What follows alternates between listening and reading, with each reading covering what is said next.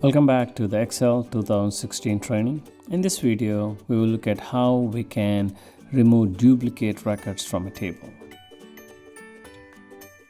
Okay, here is our employees workbook and I am on the small table worksheet. Okay, here is the small table that we created in the previous video, probably the video before, and I added a couple of duplicate rows here. So I just copied 104 here, that row, and also 102 here. But in real life you will deal with thousands and thousands of rows, and it will be extremely difficult for you to locate the duplicate rows. In order for you to automatically delete the duplicate rows, you will have to use the functionality that comes with the Excel tables.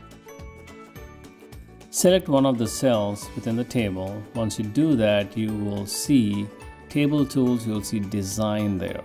It's a new tab that appears. See, when I click away from the table, you don't see that, but when you go into the table, it automatically appears.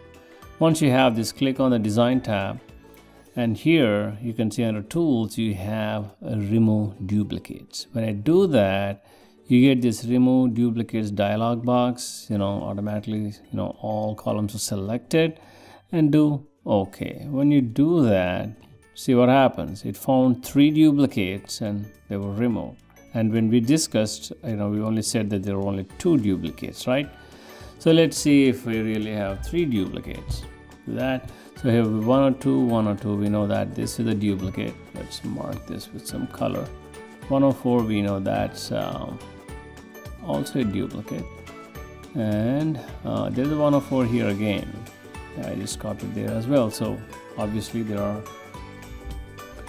are 3 duplicate records. One more time, select any cell within the table, go to the Design, remove duplicates, do OK. All the duplicates are gone now.